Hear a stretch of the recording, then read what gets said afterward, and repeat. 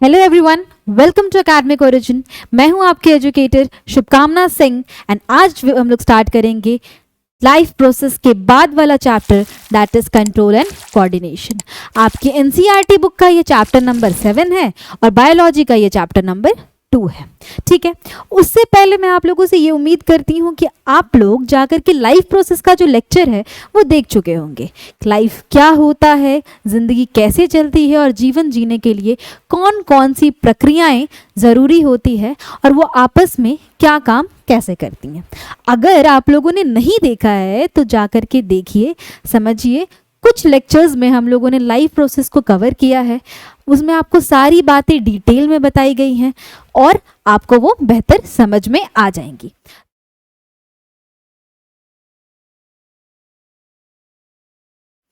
आज हम लोग स्टार्ट करेंगे एकदम fresh new chapter that is control and coordination. आप लोग ये बताइए, कई बार आप लोगों ने सोचा होगा कि कंट्रोल से क्या मतलब है। What do we mean by control? Control क्या होता है? कई बार होता है, अगर जनरल टर्म्स में हम लोगों ने बात करें तो कंट्रोल क्या होता है? किसी भी चीज़ के ऊपर इन्फ्लुएंस बनाना। ठीक है, कि हम लोग किसी चीज़ को किस तरीके से अपने हिसाब से वर्क कराएंगे, किस तरीके से इन्फ्लुएंस करेंगे, तो वही कंट्रोल हमारे बॉडी में भी ज़रूरी होता है। ठीक है, जैसे control and coordination refers to the body's ability to regulate and manage its functions ability efficiently. मतलब कि बॉडी किस तरीके से अपने सारे फंक्शंस को मैनेज कर सकता है एफिशिएंटली, यानी कि बहुत बेहतर तरीके से और बेस्ट प्रोडक्टिविटी निकालेगा, वही होता है कंट्रोल एंड कोऑर्डिनेशन। कंट्रोल क्या होता है? Control involve sending signals to different parts of the body to initiate actions, यानी कि different parts of the body को सिग्नल दिया जाएगा और उस सिग्नल के हिसाब से वो लोग एक्ट करना शुरू करेंगे। वहीं हमारे बॉडी में वेरियस ऑर्गन्स होते हैं, वेरियस चीज़ें एक साथ काम कर रही होती है, तो आपस में वो अपना तालमेल यानी कि समीकरण कैसे बैठाएंगी और हमारे बॉडीज़ के का बेस्ट प्रोडक्टिविटी, हमारे बॉडी का जो फंक्शनिंग है वो एफिशिएंटली हो पाएगा, वही होता है coordination. Where while coordination ensures these actions are synchronized and executed smoothly, यानी कि सिंक में काम करे, एक के बाद किसके बाद क्या होना चाहिए और किस तरीके से वो होना चाहिए, ये हमारा कोऑर्डिनेशन इंश्योर करता है। ठीक है, तो कंट्रोल क्या करता है? कंट्रोल ये बताता है कि जो भी सिग्नल भेजेगा और उसके हिसाब से कौन सा बॉडी ऑर्गन किस तरीके से काम करेगा, ये होता है कंट्रोल। वहीं कोऑर्डिनेशन क्या होता है? ये सारे बॉडी ऑर्गन्स एक सिंक्रोनाइज तरीके में, यानी कि एक के बाद एक प्रॉपर वे में फंक्शन करे, ताकि हमारा जो बॉडी है वो बेस्ट पॉसिबल एफिशिएंसी के साथ काम कर सके। ठीक है, तो यही होता है control and coordination in general term. अगर हम लोग एक ग्रुप प्रोजेक्ट की भी बात करें, आप लोग कई बार स्कूल्स में ग्रुप प्रोजेक्ट करते होंगे, उसमें ग्रुप लीडर होता है, फिर वेरियस मेंबर्स होते हैं और सारे मेंबर्स अपना अलग अलग काम करते हैं। ठीक है, और वो सारे लोग जब अलग अलग काम करते हैं तो एक दूसरों के साथ कोऑर्डिनेट करके एक जो प्रोजेक्ट है उनका एंड गोल होता है, हमारा जो प्रोजेक्ट है वो बेस्ट तरीके से वर्क करे, हमारा जो प्रोजेक्ट है वो सबसे बेस्ट हो, यही हमारा ग्रुप प्रोजेक्ट का एंड गोल होता है। तो वहीं हमारा बॉडी का भी जो वेरियस ऑर्गन्स है उसका एंड गोल क्या है कि हमारा बॉडी बहुत अच्छे तरीके से काम करे, इसीलिए सारे ऑर्गन्स आपस में कंट्रोल एंड कोऑर्डिनेशन के फंक्शंस परफॉर्म करते हैं। अब हम लोग कुछ टर्म्स के बारे में जानेंगे। ये टर्म्स बहुत ज़रूरी है आप लोग के समझने के लिए, ताकि आगे की जो बातें हैं वो आप लोग को बेहतर तरीके से समझ में आए। These terms are extremely important. Kindly pay attention to these terms. First is stimulus. हमारा जो पहला टर्म है वो क्या है? स्टिम्युलस। अब स्टिम्युलस क्या है? एक ऐसा एजेंट या फैक्टर जो कि किसी भी ऑर्गेनिज्म में चेंज लेकर आता है या फिर एक रिएक्शन लेकर आता है। जैसे आप लोग बात कर रहे हैं, क्लास में बैठ के आप लोग बात कर रहे हैं, जस्ट इमेजिन आपके टीचर वहाँ पे एंटर करते हैं तो एक सडन रिएक्शन आया, आप लोग शांत हो जाएंगे। एक वो टीचर क्या हो गया? आपके लिए स्टिम्युलस हो गया। एक ऐसा चीज़ जो आप में चेंज लेकर या फिर एक आप में रिएक्शन लेकर आएगा, उसको हम लोग क्या बोलेंगे? स्टिम्युलस बोलेंगे। जैसे कि किसी हॉट पैन को आप लोगों ने टच कर लिया, तो इमीडिएटली आप अपना हाथ को वापस विथड्रॉ करेंगे, तो वो हॉट पैन क्या हो गया, स्टिमुलस हो गया। हमारा जो सूरजमुखी सनफ्लावर, वो सन की डायरेक्शन के हिसाब से अपने आप अपना डायरेक्शन चेंज करता है, तो सनफ्लावर के लिए सन क्या हो गया, स्टिमुलस हो गया। तो कोई भी ऐसा एजेंट जो किसी भी ऑर्गेनिज्म में चेंज लेकर आएगा, उसे हम लोग स्टिमुलस के नाम से जानेंगे। अब स्टिमुलस अगर एक ऐसा एजेंट है जो चेंज लेकर आ रहा है या फिर जो रिएक्शन लेकर आ रहा है, वो रिएक्शन क्या होगा, रिस्पॉन्स होगा। The reaction of the organism to a stimulus is called response. For example, अगर आपका टीचर आपसे क्वेश्चन पूछता है कि stand up and answer this question, तो आप लोग उसके रिस्पॉन्स में कुछ आंसर दोगे, वो आपका रिस्पॉन्स हो गया। फर्दरमोर, अगर जैसे ही आप लोगों ने हॉट पैन को टच किया था, तो हॉट पैन आपका स्टिमुलस था, लेकिन जैसे ही आपने हाथ को विथड्रॉ किया, तो ये हाथ का विथड्रॉवल क्या है, आपका रिस्पॉन्स है। तो स्टिमुलस क्या है, एक एजेंट जो आप में रिएक्शन लेकर आएगा, एंड जो रिएक्शन आपने दिया स्टिमुलस के अगेंस्ट, उसको हम लोग क्या बोलेंगे, रिस्पॉन्स बोलेंगे। वो हमारा हो जाएगा रिस्पॉन्स। अब उसके बाद हमारे बॉडी में ना कुछ सेल्स होते हैं, ये सेल्स हम वो क्या करते हैं, पर्टिकुलर स्टिमुली को पहचानते हैं एंड उसके अगेंस्ट रिस्पॉन्स जनरेट करने में हेल्प करते हैं। उनको हम लोग रिसेप्टर्स बोलते हैं। क्या बोलते हैं, रिसेप्टर्स। वैसे सेल्स जो केपेबल होते हैं किसी भी पर्टिकुलर स्टिमुली को क्या करने के लिए, तो वो किसी भी पर्टिकुलर स्टिमुली को रिकॉग्नाइज करने के लिए और एक इम्पल्स इनिशिएट करने के लिए, उनको हम लोग रिसेप्टर्स बोलते हैं। जैसे कि हम लोग आगे देखेंगे कुछ रिसेप्टर्स के बारे में। सबसे पहले आ गया हमारा फोटो रिसेप्टर्स। फोटो मतलब क्या होता है, लाइट, तो detects light and form images. Photo receptors क्या हो गए, वैसे रिसेप्टर्स जो लाइट को डिटेक्ट करेंगे और इमेजेस के फॉर्मेशन में हेल्प करेंगे। अब एक बात बताओ कि फोटो रिसेप्टर्स कहाँ प्रेजेंट होगा, तो आईज में प्रेजेंट होगा। वाई, बिकॉज आईज ही किसी भी लाइट को डिटेक्ट करने में हेल्प करता है। आईज की मदद से ही हम लोग ये प्यारी सी दुनिया को देख पाते हैं। तो फोटो रिसेप्टर्स कहाँ प्रेजेंट होते हैं, हमारे आईज में प्रेजेंट होते हैं, एंड ये लोग हेल्प करते हैं लाइट को डिटेक्ट करने में। दूसरे क्या हो गए, फोनो रिसेप्टर्स। फोनो मतलब फोन करते हो ना, तो ईयर से रिलेटेड होगा, जो कि साउंड को डिटेक्ट करने में हेल्प करेगा। फोनो रिसेप्टर्स कहाँ प्रेजेंट होते हैं, तो ईयर में प्रेजेंट होते हैं, और वो किस चीज़ का हेल्प करेंगे, साउंड का डिटेक्शन में। अगर आपका फ़ोन बज रहा है, तो जब आपका फ़ोन बज रहा है, ये बात आपको कैसे पता चलती है, ये बात आपके कानों तक जब ये आवाज़ आती है, तब आपको ये बात पता चलता है कि आपका फ़ोन बज रहा है। तो ये चीज़ को रिकॉग्नाइज किसने किया, इस चीज़ को रिकॉग्नाइज किया हमारे फोनो रिसेप्टर्स में, और ये प्रेजेंट होते हैं कहाँ पे, तो ईयर में प्रेजेंट होते हैं। उसके बाद आ गया गस्टाटो रिसेप्टर, डिटेक्ट टेस्ट। अगर आपको पानी पूरी का टेस्ट पता है, हाँ पानी पूरी स्पाइसी होता है, खट्टा होता है, अगर आपको गुलाब जामुन का टेस्ट पसंद है, यानी कि वो मीठा होता है, तो जैसे ही मैं इन चीज़ों का नाम ले रही हूँ, आप लोग के दिमाग में या फिर आप लोग के मुंह में कहीं ना कहीं उसका एक फ्लेवर याद आ जा रहा होगा। तो ये चीज़ का रिकॉग्निशन कौन करता है, गस्टाटो रिसेप्टर करता है। कहाँ प्रेजेंट होगा, तो ऑफकोर्स टंग में प्रेजेंट होगा। कहाँ प्रेजेंट होगा, टंग में प्रेजेंट होगा। उसके बाद आ जाती हैं ऑल्फैक्टरी रिसेप्टर्स। अगर मैंने आपको फ्लावर्स दे दिए, फ्लावर्स की एक खूबसूरत सी खुशबू आप लोग को आ रही है, तो ये किसके मदद से होगा, ये होगा ऑल्फैक्टरी रिसेप्टर्स के मदद से। ऑल्फैक्टरी रिसेप्टर्स हमारा कहाँ प्रेजेंट होगा, तो ऑल्फैक्टरी रिसेप्टर हमारे नेजल कैविटी यानी कि नोज में प्रेजेंट होगा।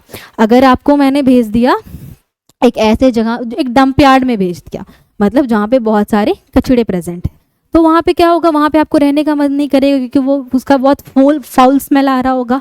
तो वो किसकी मदद से हो जाएगा, ये भी ऑल्फैक्टरी रिसेप्टर की मदद से गैस होगा। और कहाँ पे गैस होगा, तो हमारे नेजल कैविटी में ऑल्फैक्टरी रिसेप्टर प्रेजेंट होते हैं। उसके बाद आ गया टैंगो रिसेप्टर्स। हॉट पैन को टच किया था, गर्म था, आइस क्यूब को टच किया था, ठंडा था। तो ये सब कहाँ कैसे पता चलता है, तो ये सब को रिकॉग्नाइज करता है, फील करता है हमारा टैंगो रिसेप्टर्स। और टैंगो रिसेप्टर कहाँ प्रेजेंट होता है, तो स्किन में प्रेजेंट होता है। किस चीज़ को डिटरमाइन करता है, तो टच को डिटरमाइन करता है। आई बात समझ में। उसके बाद हम लोग ये जान लेते हैं, ठीक है, ये है यहाँ तक हम लोगों ने पढ़ लिया स्टिमुलस क्या होता है, रिस्पॉन्स क्या होता है, रिसेप्टर क्या होता है, बच गया इफेक्टर। ठीक है, यहाँ पे मसल सेल्स और glands which act in response to a message receive from the nervous system. अगर मैसेज को रिसीव करने के बाद हमारा जो मसल्स या फिर जो ग्लैंड्स है उसको रिस्पॉन्स में एक्ट करना स्टार्ट करता है, उनको हम लोग इफेक्टर ऑर्गन्स बोलेंगे। जैसे कि अगर गर्म पैन को टच किया तो गर्म पैन था स्टिम्युलस, क्योंकि वो उसने आपको हाथ विथड्रॉ करने पे मजबूर कर दिया था। हाथ का विथड्रॉवल क्या हो गया, हाथ का विथड्रॉवल हो गया आपका रिस्पॉन्स। समझ में आई बात।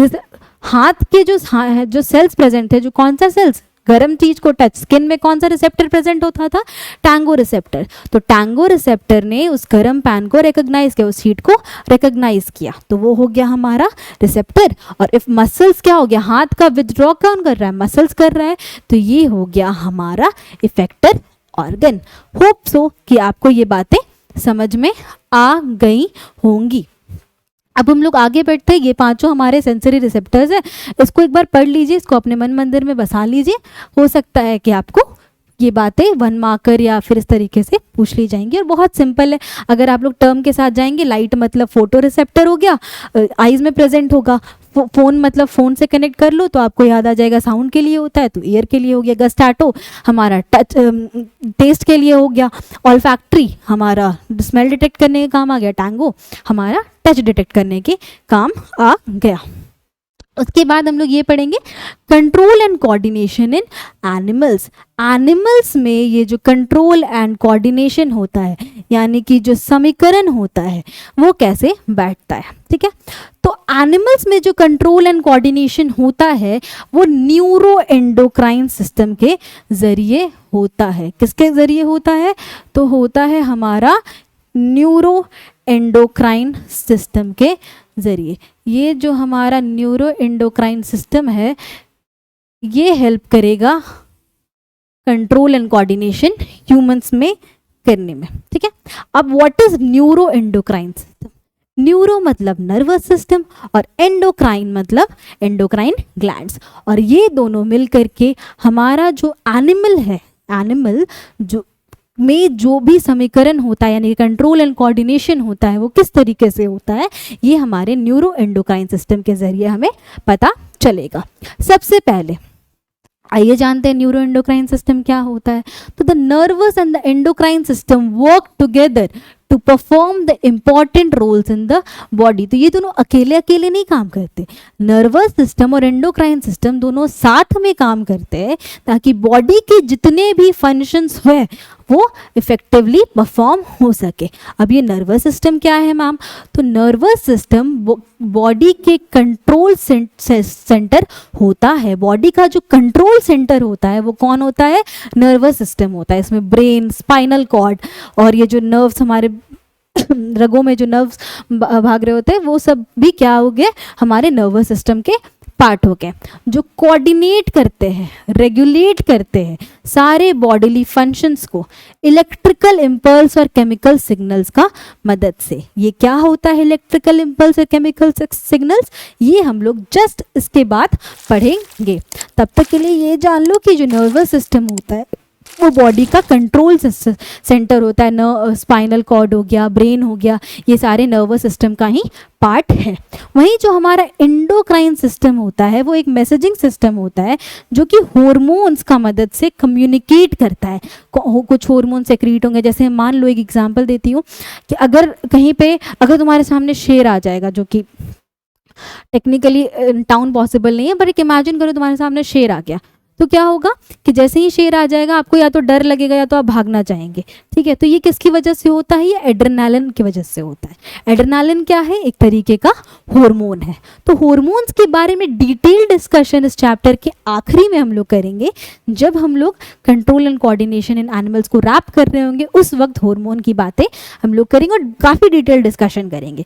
तब तक के लिए ये हम लोग जान लेते हैं कि नर्वस सिस्टम क्या है, central part of the body है जो कि पूरे बॉडीली फंक्शंस को कंट्रोल करता है। करता है, वहीं हमारा एंडोक्राइन सिस्टम क्या है, एक मैसेजिंग सिस्टम है बॉडी का, जो कि हार्मोन्स की मदद से कम्युनिकेट करता है और फैसिलिटेट करता है सारे बॉडी फंक्शंस को इफेक्टिवली होने में। उसके बाद हम लोग नर्वस सिस्टम के बारे में डिटेल डिस्कशन करेंगे।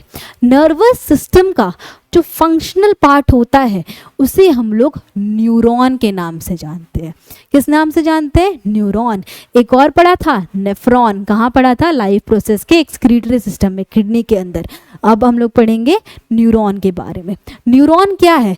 Is a structural and functional unit of the nervous system, यानी कि नर्वस सिस्टम का स्ट्रक्चरल और फंक्शनल यूनिट कौन है? न्यूरॉन।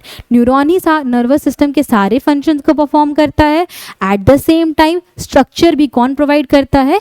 न्यूरॉन प्रोवाइड करता है। न्यूरॉन के कितने पार्ट्स होते हैं? There are majorly three parts in the neuron. First one is dendrite. Dendrite क्या है? Protoplasmic processes of the cell body framework. Protoplasmic framework होगा यहाँ पे, ठीक है। Protoplasmic framework of the cell body that receive stimulus and pass it to the cyton. ये देखना, यहाँ पे मैं आप लोगों को दिखाने की कोशिश कर रही हूँ। ये जो है ये हमारा क्या है? डेंड्राइट है। अगर येलो कलर से मार्क करूँ तो ये देखिए, ये है, ये सारे क्या है? डेंड्राइट, ठीक है। ये डेंड्राइट जो है ये किस चीज़ में हेल्प करता है? तो डेंड्राइट हमारा हेल्प करता है स्टिमुलस को रिसीव करने में और उसे साइटोन की तरफ पास करने में। This is dendrite. और ये वाला जो एरिया है इसे हम लोग बोलते हैं साइटोन। यहाँ पे सेल बॉडी लिखा हुआ है, cyton and cell body are the same thing, ठीक है। ये हमारा क्या हो गया? ये एरिया हो गया सेल बॉडी या फिर साइटोन। डेंड्राइट क्या करेगा? डेंड्राइट एक प्रोटोप्लाज्मिक फ्रेमवर्क है जो कि स्टिमुलस को रिसीव करेगा, मतलब रिसेप्टर्स के पास से स्टिमुलस को रिसीव कर लिया और उसे कहाँ पास कर दिया? तो उसे पास कर दिया साइटोन की तरफ, साइटोन या फिर सेल बॉडी। साइटोन ये जो साइटोन है वो क्या क्या कंटेन करता है? तो क्योंकि ये एक सेल है तो सेल के पास न्यूक्लियस तो होगा ही, तो यहाँ पे होता है एक न्यूक्लियस प्रेजेंट। अगर मैं इरेज करके ये देखो, ये यहाँ पे एक न्यूक्लियस प्रेजेंट है। समझ में आया? साथ साथ क्या होता है? निसल ग्रैन्यूल्स, छोटे छोटे ग्रैन्यूल्स प्रेजेंट होते हैं जिनको हम लोग निसल ग्रैन्यूल्स बोलते हैं। तो व्हाट इज डेंड्राइट पूछा जाएगा तो क्या लिखोगे? डेंड्राइट एक प्रोटोप्लाज्मिक फ्रेमवर्क है जो कि स्टिमुलस को रिसीव करता है और किसके पास पास कर देता है? साइटोन या फिर सेल बॉडी के पास पास आउट कर देता है। साइटोन क्या है? साइटोन क्या क्या कंटेन करता है? तो न्यूक्लियस, निसल ग्रैन्यूल और साइटोप्लाज्म। सेल है तो न्यूक्लियस प्रेजेंट है, साइटोप्लाज्म भी प्रेजेंट होगा। साइटोप्लाज्म क्या होता है? तो हमारा फ्लूइड स्ट्रक्चर जो कि सेल के अंदर प्रेजेंट होता है उसे हम लोग साइटोप्लाज्म जानते हैं। क्लास 9th में पढ़ा होगा सेल्स डिटेल में, ठीक है। उसके बाद क्या हो गया? अब ये जो साइटोन है, साइटोन के बाद आ जाता है हमारा एक्सॉन। यहाँ पे एकदम ध्यान से आप लोग देखना, यहाँ पे मैंने एक बॉक्स बना करके साइटोन को दिखाने की कोशिश की है, ठीक है। ये जो साइटोन है, सॉरी एक्सॉन है, एक्सॉन क्या करेगा? तो एक्सॉन जो है वो सेल बॉडी से हमारा इलेक्ट्रिकल इम्पल्स को डेंड्राइट ने रिसीव किया, डेंड्राइट ने फिर सेल बॉडी की तरफ भेज दिया, सेल बॉडी फिर किसकी तरफ भेजेगा? एक्सॉन की तरफ भेजेगा। और ये एक्सॉन से नर्व एंडिंग, ये जो एंड पार्ट्स है ना उनको हम लोग नर्व एंडिंग कहते हैं। क्या कहते हैं? तो नर्व एंडिंग कहते हैं। ये जो नर्व एंडिंग हो गया, यहाँ तक जो भी इलेक्ट्रिकल इम्पल्स था, जो भी इंफॉर्मेशन था उसको एक्सॉन लेकर जाएगा। तो एक्सॉन क्या है? एक्सॉन एक लॉन्ग फाइबर है जो कि इम्पल्स को कैरी करेगा। कहाँ से कहाँ तक? तो हमारे सेल बॉडी से लेके नर्व एंडिंग तक लेकर जाएगा। और यहाँ पे लास्ट में क्या प्रेजेंट है? नर्व टर्मिनल्स या फिर एक्सॉन टर्मिनल्स कह लो, नर्व एंडिंग कह लो, कुछ भी कह लो, ठीक है। नेक्स्ट हम लोग आगे जाएंगे। अब ये पार्ट्स हम लोगों ने पढ़ लिया क्या क्या होता है। अब पार्ट्स पढ़ने के बाद सारे जो पार्ट्स है उनकी भूमिका क्या होती है, वो लोग करते क्या क्या है। तो सबसे पहले क्या होगा? सबसे पहले अगर रिस्पॉन्स लाना, अगर एक्शन करना हो तो सबसे पहले क्या होगा कि इंफॉर्मेशन को कलेक्ट किया जाएगा। कहाँ से? तो इन्वायरमेंट से कलेक्ट किया जाएगा। तो सारे इंफॉर्मेशन को इन्वायरमेंट से कलेक्ट किया जाएगा। किसकी मदद से? ये जो स्पेशलाइज्ड टिप्स पढ़ा था ना हम लोगों ने, क्या था? रिसेप्टर। जो specialised tips of the nerve cells होता है जिनको हम लोग रिसेप्टर्स बोलते हैं, उस रिसेप्टर्स में से की मदद से हम लोग क्या कलेक्ट करेंगे, तो इंफॉर्मेशन को कलेक्ट करेंगे। उसके बाद जो कलेक्टेड इंफॉर्मेशन है, ये इंफॉर्मेशन कहाँ जाएगा, तो डेंड्राइटिक टिप के एंड पे जाएगा, end of the dendritic tip, यानी कि कहाँ आएगा, तो this information will come here, यहाँ पे यहाँ पे हमारा जो डेंड्राइटिक टिप्स है ना, ये जो डेंड्राइटिक टिप्स है, यहाँ पे सारे इंफॉर्मेशन क्या होंगे, एक्वायर हो जाएंगे। तो सबसे पहले रिसेप्टर्स ने इंफॉर्मेशन को एक्वायर किया, फिर उस इंफॉर्मेशन को कहाँ भेज दिया, डेंड्राइटिक टिप के पास भेज दिया। वहाँ पे जैसे ही पहुँचेगा हमारा इंफॉर्मेशन, कुछ केमिकल रिएक्शंस परफॉर्म होंगे। क्या परफॉर्म होंगे, कुछ केमिकल रिएक्शंस परफॉर्म होंगे, और उस केमिकल रिएक्शंस के कारण हमारा जनरेट होगा इलेक्ट्रिकल इम्पल्स। तो बात किया था ना, इलेक्ट्रिकल इम्पल्स की मदद से करते हैं, तो इलेक्ट्रिकल इम्पल्स जनरेट होगा। ठीक है, सबसे पहले क्या हुआ, रिसेप्टर्स ने इंफॉर्मेशन को एक्वायर किया, डेंड्राइट के पास भेज दिया। जो डेंड्राइटिक टिप था वहाँ पे क्या जनरेट होना शुरू हुआ, तो केमिकल रिएक्शंस हुए, एंड एज अ रिजल्ट हो गया इलेक्ट्रिकल इम्पल्स जनरेट। क्या जनरेट हो गया, इलेक्ट्रिकल इम्पल्स जनरेट हो गया। दिस इम्पल्स, अब ये जो इम्पल्स है वो ट्रैवल करेगा, कहाँ से कहाँ तक ट्रैवल करेगा, तो ये इम्पल्स हमारा ट्रैवल करेगा डेंड्राइट से लेकर के सेल बॉडी की ओर। कहाँ ट्रैवल करेगा, from the dendrite to the cell body. उसके बाद सेल बॉडी के बाद कहाँ जाएगा, एक्सॉन के पास जाएगा, और एक्सॉन से फिर एक्सॉन टर्मिनल्स या फिर नर्व एंडिंग की तरफ जाएगा। ठीक है, तो क्या हो रहा था, एक छोटा डायग्राम अगर मैं यहाँ पे बनाऊं,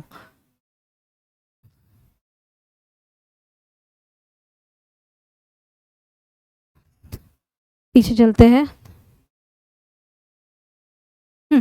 यहाँ पे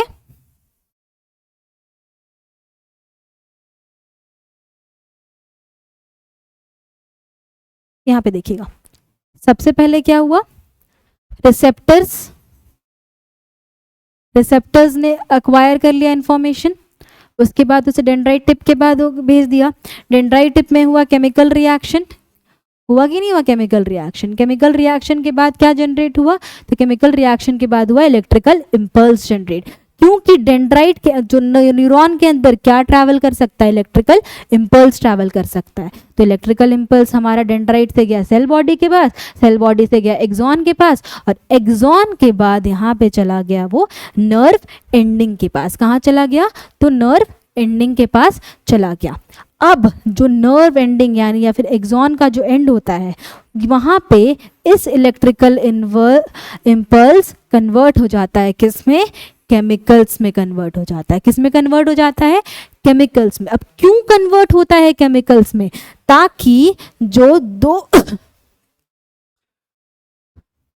ताकि हमारा जो दो न्यूरॉन है, एक first, this is neuron number 1 and this is neuron number 2, दोनों के बीच में, दोनों का ये इसका नर्व एंडिंग का स्ट्रक्चर कुछ और है और डेंड्राइट का स्ट्रक्चर कुछ और है, तो आपस में वो दोनों आपस में इस तरीके से क्लोजली पैक नहीं हो सकते। एज अ रिजल्ट दोनों के बीच में कुछ गैप रह जाता है। क्या रह जाता है, गैप रह जाता है। इस गैप को हम लोग बोलते हैं साइनैप्स। क्या बोलते हैं, साइनैप्स। साइनैप्स क्या है, synapse is the junctional gap जो कि दो न्यूरॉन्स के बीच प्रेजेंट होता है, उसे हम लोग साइनैप्स कहते हैं।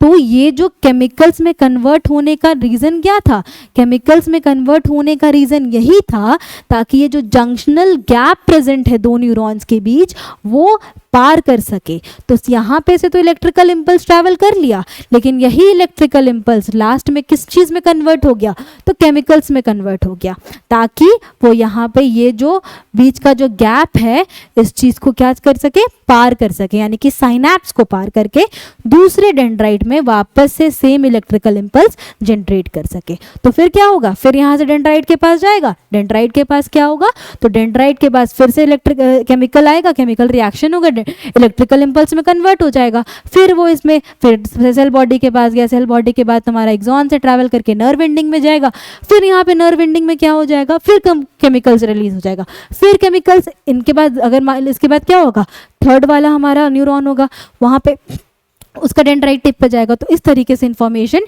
ट्रैवल होते जाता है, ठीक है। इस तरीके से हमारा इंफॉर्मेशन जो है वो ट्रैवल होता जाता है। ये देखिए साइनैप्स के कुछ टर्म्स हम लोगों ने यूज किया, क्या क्या था? Synapse, the junctional gap present between the two neuron is called synapse. फिर मैंने क्या कहा था? केमिकल्स, एक्सॉन के एंड में क्या रिलीज होता है? केमिकल से रिलीज होता है। तो ये जो केमिकल रिलीज होता है एक्सॉन के एंड में और क्रॉस करता है साइनैप्स को, उसको हम लोग क्या कहते हैं? उसको हम लोग बोलते हैं न्यूरो ट्रांसमीटर। क्या बोलते हैं हम लोग? Neuro transmitters. न्यूरो ट्रांसमीटर क्या है? वैसे केमिकल्स जो एक्सॉन के एंड में रिलीज होते हैं और जंक्शनल गैप को क्रॉस करते हैं, उनको हम लोग न्यूरो ट्रांसमीटर्स बोलते हैं, ठीक है। हमारा कुछ एग्जाम्पल हो गया, एसिटाइल क्लोलीन हो गया, नॉन एड्रेनालिन, ये सारे क्या हो गए? ये सारे कुछ केमिकल्स हो गए। नर्व इम्पल्स क्या है? जो मैसेज पास हो रहा है पूरे न्यूरॉन में, इलेक्ट्रिकल इम्पल्स कह रहे थे, उसको कह रहे थे हम लोग उसे इलेक्ट्रिकल इम्पल्स, उसे हम लोग नर्व इम्पल्स भी कह सकते हैं। नर्व इम्पल्स क्या है? हमारा जो भी मैसेज पास हो रहा है एक न्यूरॉन के थ्रू, उसे हम लोग नर्व इम्पल्स का नाम देते हैं। होप सो कि ये इंफॉर्मेशन आप लोग, ये बातें आपको समझ में आ गई होंगी, ठीक है।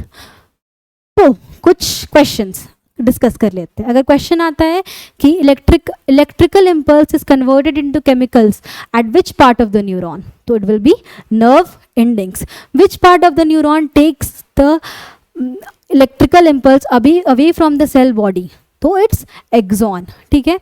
फिर हमारा एक और क्वेश्चन क्या बन सकता है? तो एक और क्वेश्चन ये बन सकता है कि विच part of the neuron acquires the information and converts into electrical impulse, तो डेंड्राइटिक टिप या फिर डेंड्राइट। तो ये सारे क्वेश्चंस आप लोग पढ़ लेना। अगर आप लोग एनसीईआरटी रीड करेंगे लाइन बाय लाइन, तो ये बहुत अच्छे से उसमें वर्ड बाय वर्ड भी एक्सप्लेन किया हुआ है। आप लोग प्लीज़ एनसीईआरटी का जो बुक है वो एक बार जाके रीड करिएगा, और नीचे कुछ क्वेश्चंस है, ठीक है, वहाँ पे क्वेश्चंस, इसको आंसर जैसे ही आप लोगों ने अगर ये बातें समझ ली तो उस क्वेश्चंस के आंसर आपको मिल जाएंगे।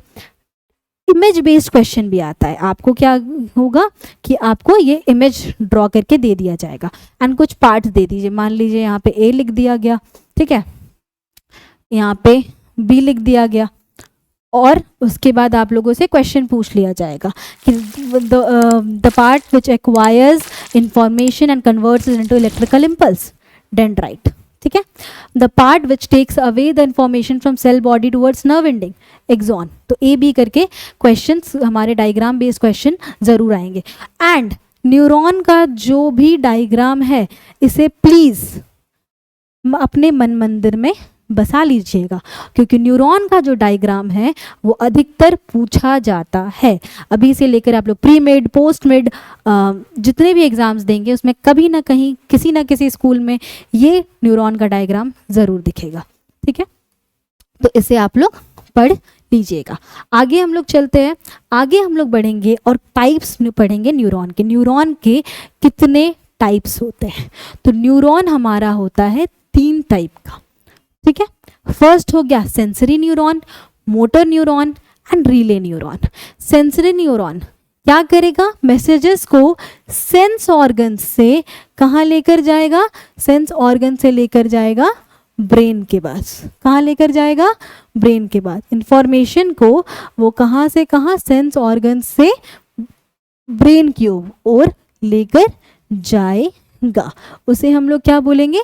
Sensory neuron. It carries messages from the sense organs to the brain या फिर स्पाइनल कॉर्ड। मोटर न्यूरॉन क्या होगा? तो मोटर न्यूरॉन हमारा जो इंफॉर्मेशन है यानी कि उसे कहाँ लेकर जाएगा? तो ब्रेन से वापस लेकर के किसके पास जाएगा? इफेक्टर ऑर्गन के पास। अगर मान लो ब्रेन या फिर जो स्पाइनल कॉर्ड है, हमें अपने हाथ को विथड्रॉ करना है हॉट ऑब्जेक्ट को टच करके, तो हॉट ऑब्जेक्ट का इंफॉर्मेशन सेंसरी न्यूरॉन लेकर जाएगा स्पाइनल कॉर्ड तक, और फिर स्पाइनल कॉर्ड इंफॉर्मेशन लेके आएगा हमारा effector organ that is muscles के पास कि भैया हाथ हटा लो। उसके बाद आता है रिले न्यूरॉन। रिले न्यूरॉन क्या करता है? It exchange the messages between the sensory and the motor neuron. Sensory neuron और मोटर न्यूरॉन के बीच का आदान प्रदान कौन देखता है? तो रिले न्यूरॉन देखता है। आई बात समझ में? तो यहाँ पे आज हम लोग आज का लेक्चर कवर करते हैं।